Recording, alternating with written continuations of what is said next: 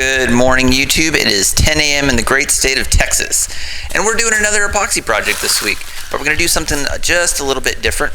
We're going to use some sawdust, some epoxy, and that was a horrible transition right there. However, my filming skills aren't that good. But I've collected some pine, it's not really dust, shavings, I guess, from using the planer on another project not too long ago, and had a bunch of it. Decided, you know what, sawdust bowls are super popular. Everybody seems to like it when I make those, and I haven't made one in a very long time, and I haven't made one with a lid. So essentially what we're doing here today is we're going to do a sawdust bowl with this last remaining bit of epoxy, and we're going to throw some sawdust in there, and we're going to make a sawdust bowl with a lid. And it's going to come out pretty good, because over the past couple of weeks we've had a lot of problems with a lot of my projects that I've been making, but this one's going to go fairly smooth, which is surprising because usually on my channel nothing ever goes smooth. But all we're doing is mixing up this last part of East Coast resin. I don't know how many ounces. I think this is like 24 ounces or something like that. Gonna mix that up, put them in these two bowls. I found like the perfect mold. These bowls that I get at the dollar store are like the perfect mold for all of my projects. So essentially this is about what my lathe can handle safely, and safety is a big key thing, because I've been making larger bowls before in the past. However, the shakiness and the motor on my lathe I know is going out. It doesn't have much longer, so I'm just trying to make a bunch of little projects that I like to make without having to burn out my motor. But essentially that's what we're doing here. So the shavings go in real nice and neat, and you can look at the thickness of the shavings, because there is another bowl that I'm making that is going to turn out a little not as good as this one, because the shavings makes a big difference. So had to come back and top it off with some more epoxy. Thank goodness I had just enough to get this done. So we're just mixing this all up real good, because if you're going to do this project, the epoxy won't get into all the nooks and crannies right off the bat. You got to really kind of just mix it. That's what I'm doing with the little stick, just patting everything down real well, get everything mixed up. So 4.5 hours later, and about 3 weeks later, this is what the epoxy looks like. So if my camera will focus there, it looks really cool. You can see all the shavings in there. You can see the clear epoxy, and it looks pretty cool. So I'm pretty happy how the actual mold set up, and the top of the lid here, and that's what this part's going to be.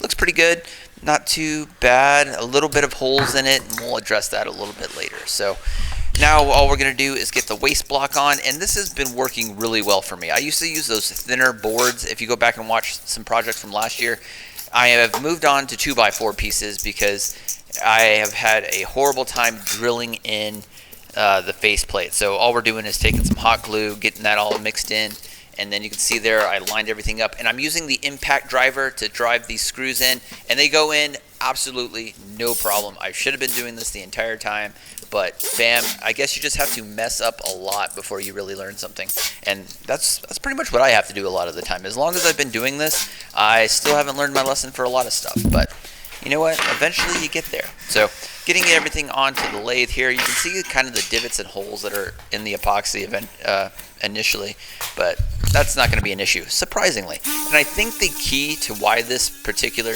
epoxy set up and turned so well was that I left it out for like over 2 weeks, and I just really took my time with this one. I was in a good headspace when I was making this bowl. I woke up super duper early to get this done this morning, and I was just in a good headspace, I think. And I think that has a lot to do with it, because a lot of the times when I go into the workshop and I start making stuff, I'll be thinking about other stuff and not thinking about my project, and it just gets away from me. But it was really good to get a win in this week, because man, I've been having some problems in the workshop trying to focus on making stuff.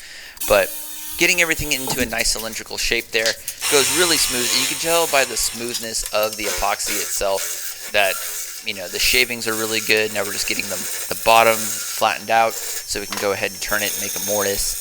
And this part, you know, really no issues here. So I'm just like, okay, so far so good.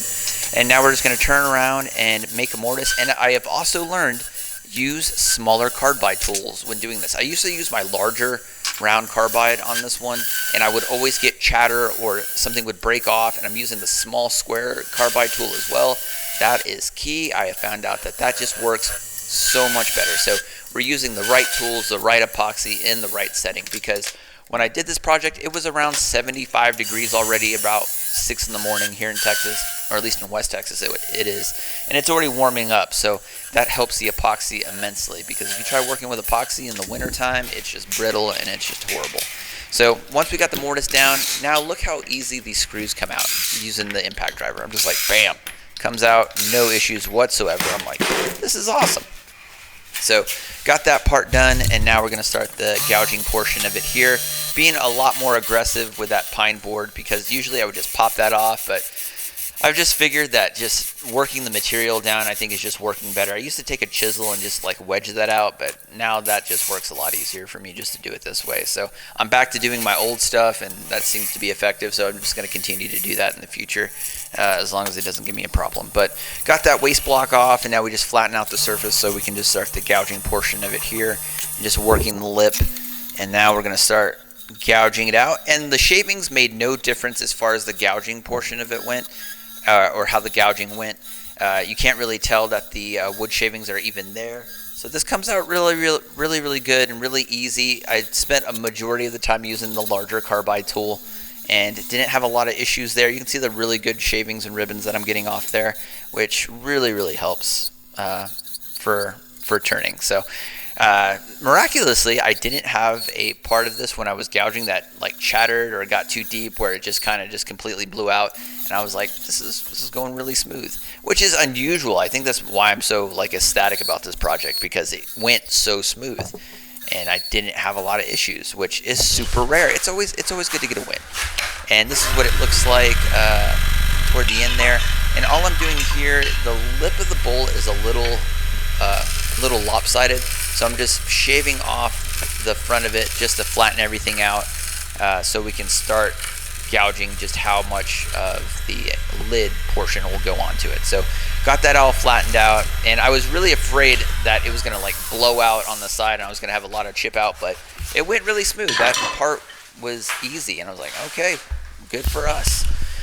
So then we just move on to the actual lid portion of it here, and you can see here again we're essentially doing the same thing, just getting the lid on, boom.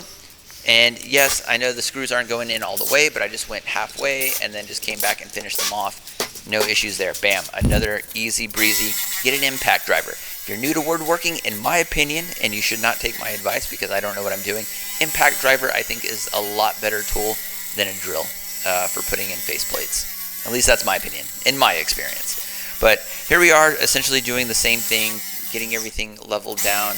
And you can see the big divot there toward the headstock that's just kind of cratered a little bit.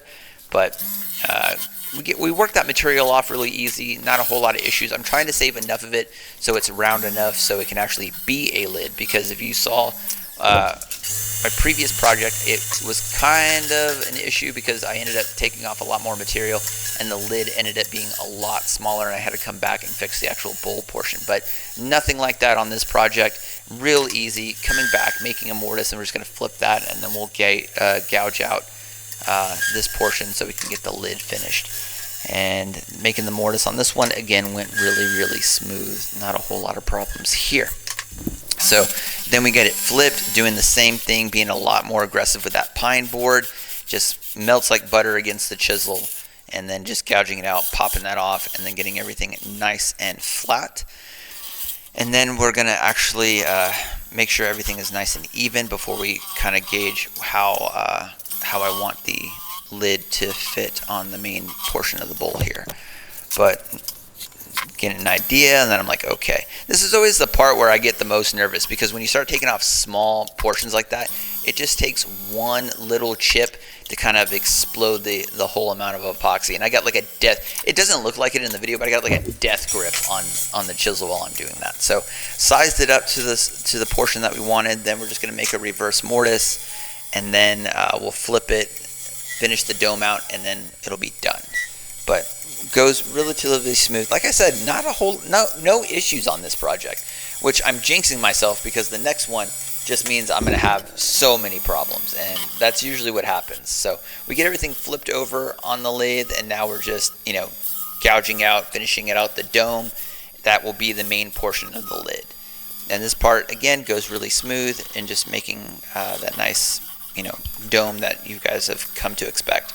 But it looks really cool, and it's more orange than anything else, but once we get it polished and sanded, it ends up looking really, really cool. So these are all the shavings from this project, and this is kind of what it looks like before the sanding portion of it. Nice, robust top there, and boom, just shavings upon shavings upon shavings upon shavings. So this part all done. Now we just got to clean up the workshop and then start my favorite part, which is sanding. And I love sanding. Sanding is horrible, but here we go. We went from 320 all the way up to 1,000 of just dry sanding here, and just listening to some podcasts going, I hate sanding. But it's an intricate part of woodworking. It's just something that all woodworkers have to deal with, obviously. But this part went relatively smooth, and then we went back with all the micro meshes and just polished it up, doing some wet sanding here, and this really makes the actual project look really, really good. So then we're going to come back, hit it with the wood wax, and then you can just see the color, you can see all the texture, you can see just how cool this looks. I love how this bowl looks. I'm going to do so many more of these in the future, and I'm thinking about doing giveaways as well. And here's the final product. I did not put a light bright peg on the top because I didn't want to take away from the aesthetic of the bowl. I think this looks perfect the way it is, and it looks so cool. The camera doesn't do it justice, but really happy how this turned out. One of my best projects, and I will be doing more of these in the future.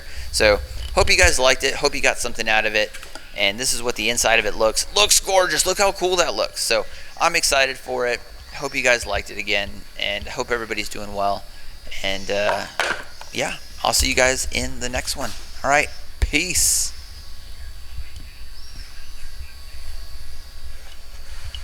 All right, so project is done, and this one looks gorgeous. This is probably,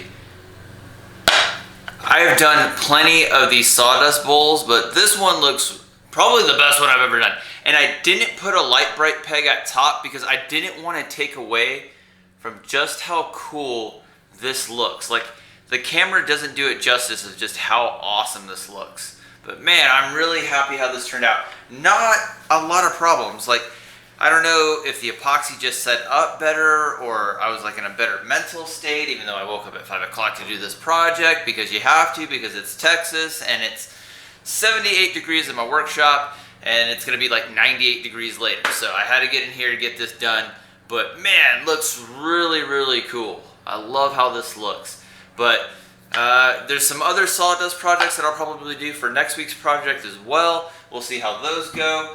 And I'm thinking about starting to do giveaways on the channel because I am accumulating all this stuff and I just want to give it away to make inventory for new space for new stuff. So I might do that in the future. If you think that's a good idea, leave a comment and all that good stuff. But hope you guys liked it. Hope you guys are staying this cool this summer, because it's just the beginning. It's only May, and man, it's hot already in Texas. So I'll see you guys in the next one. I'm gonna go edit this video. All right, peace.